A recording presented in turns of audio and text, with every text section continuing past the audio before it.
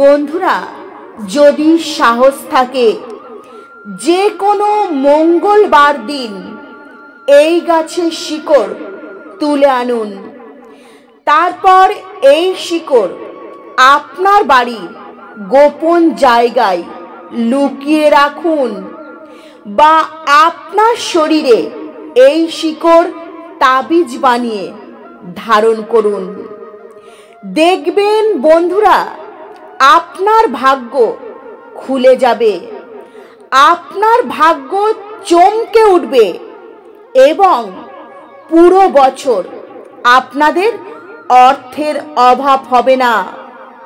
কারণ বন্ধুরা, এই বৃক্ষগুলির মধ্যে ভগবান এমন এক দিব্য শক্তি প্রদান করেছেন যা মানুষের সকল মনস্কামনা পূর্ণ করতে সাহায্য করে এবং এই শিকড় প্রয়োগ করে মানুষের জীবনে থাকা সমস্ত সমস্যার সমাধান খুব সহজেই কিন্তু হয়ে যেতে পারে।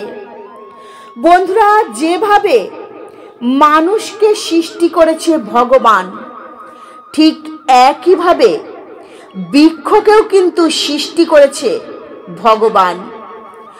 বন্ধুরা, যে কোনো শনিবার দিন রাত্রি 12টার সময় যদি এই শিকড় আনতে পারেন তো ধনের দেবী মা লক্ষ্মী অত্যন্ত প্রসন্ন হয়ে যাবেন এবং পুরো বছর আপনাদের ঘরে অন্নধনে পরিপূর্ণ হয়ে থাকবে এবং আপনাদের ঘরে মা লক্ষ্মী স্থিরভাবে বসবাস করবে।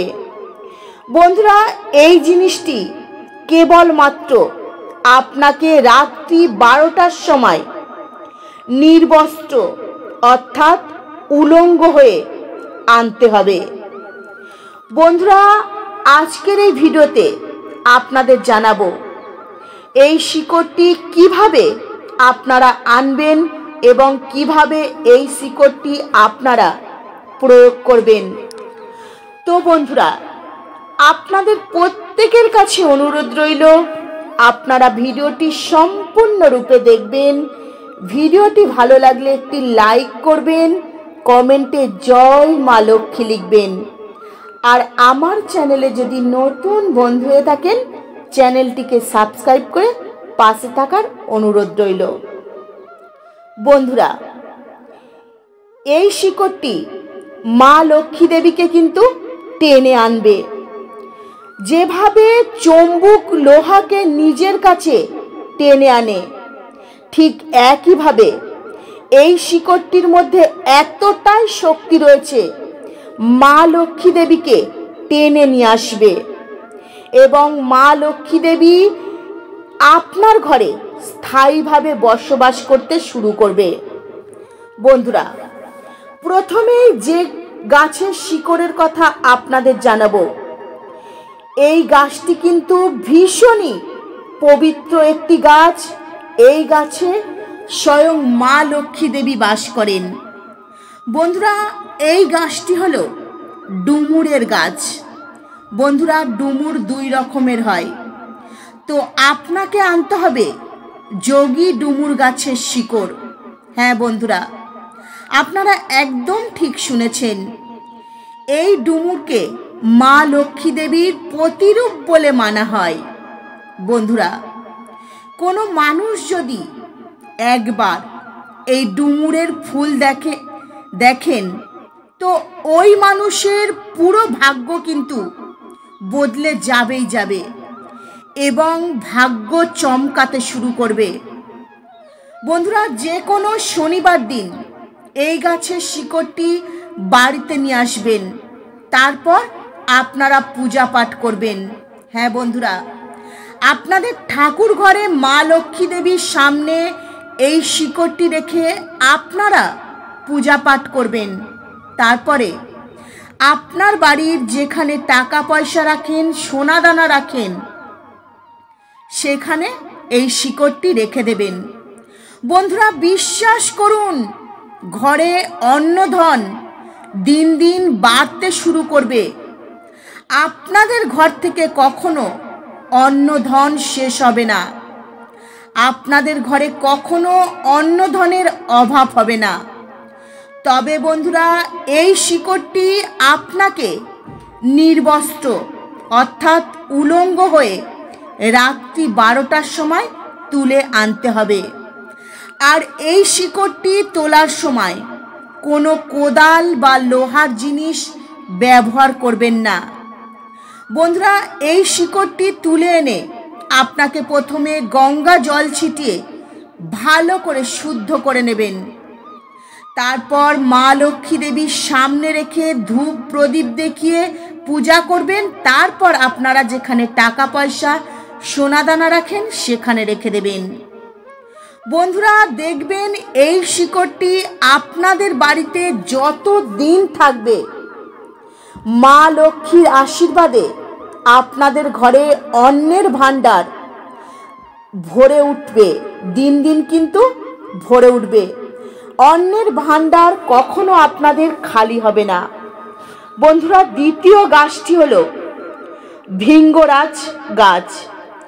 এই গাছটির মধ্যে ভগবান ব্রহ্মার ক্ষমতা লুকিয়ে রয়েছে। যে সময় দুর্গাপুজো হয় বন্ধুরা, সেই সময় মা দুর্গা এই গাছটির মধ্যে স্বয়ং বিরাজ করেন। বন্ধুরা, মা আমাদের জগৎ জননী এবং এই ব্রহ্মাণ্ডের আধার। বন্ধুরা, আপনারা যে কোনো শনিবার দিন এই গাছের শিকড় নিয়ে আসবেন।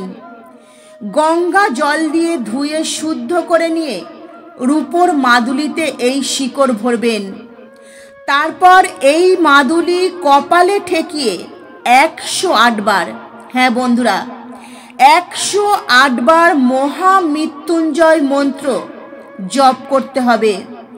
তারপর আপনি এই শিকড় আপনার শরীরে ধারণ করবেন। আপনাদের যেমন সুবিধা হবে হাতে, গলায়, কোমরে ধারণ করবেন। বন্ধুরা, এই শিকড়টি ধারণ করা মাত্রই আপনাদের কিন্তু স্মৃতিশক্তি বৃদ্ধি হতে শুরু করবে। এই গাছের শিকড়ের মধ্যে একটি দিব্য শক্তি রয়েছে।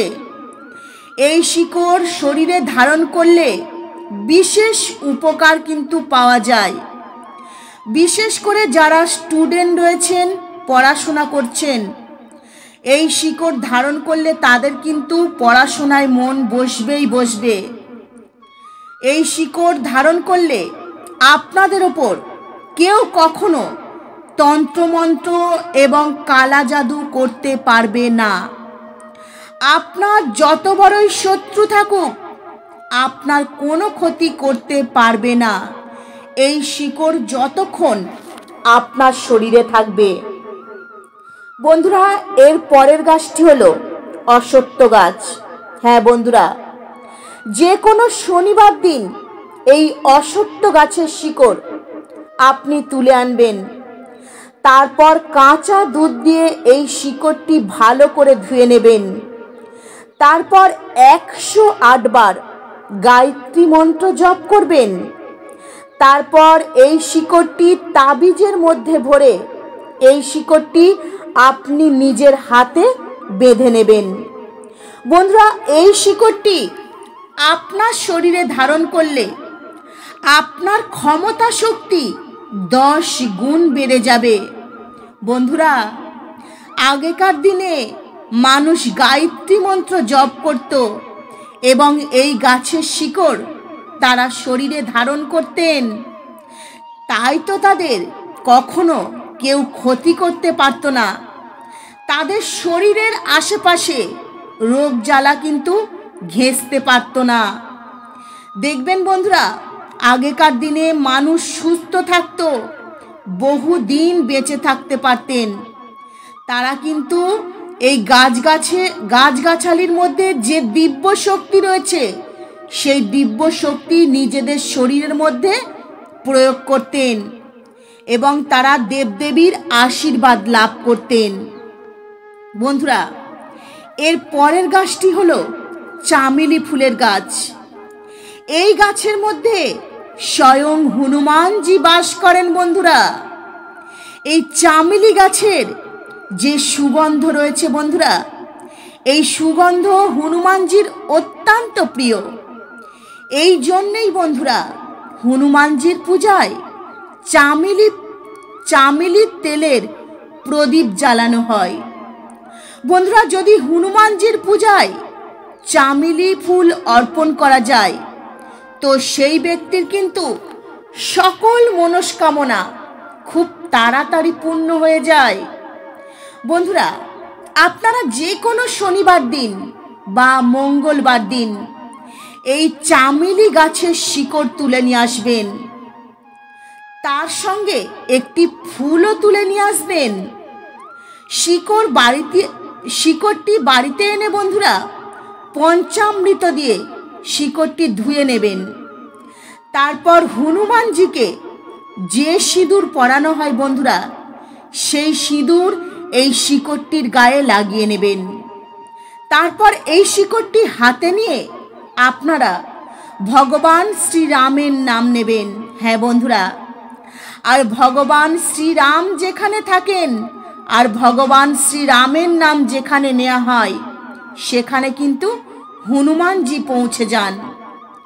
তারপর আপনি একবার হনুমান চালিসা পাঠ করবেন।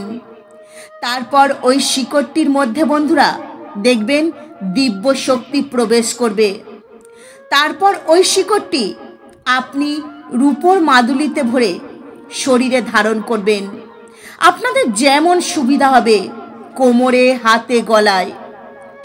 বন্ধুরা, এই শিকড়টি যতক্ষণ আপনার শরীরে থাকবে আপনার ওপর কিন্তু সর্বদাই হনুমানজির আশীর্বাদ থাকবে। হনুমানজি সব সময় আপনাকে রক্ষা করবেন এবং আপনার জীবন থেকে সমস্ত দুঃখ কষ্ট স্বয়ং হনুমানজি হরণ করে নেবেন। বন্ধুরা, এই তাবিজটি আপনার শরীরে থাকলে আপনি সমস্ত রকম বিপদ আপদ থেকে রক্ষা পাবেন। সর্বদাই আপনার ওপর হনুমানজির আশীর্বাদ থাকবে। আপনি সকল সমস্যা থেকে রক্ষা পাবেন। স্বয়ং হনুমানজি আপনাকে রক্ষা করবেন। তো বন্ধুরা, আজকের মতো ভিডিও এই পর্যন্তই। আমি আশা করব আজকের এই ভিডিওটি আপনাদের ভালো লেগেছে। নমস্কার। হরে কৃষ্ণা।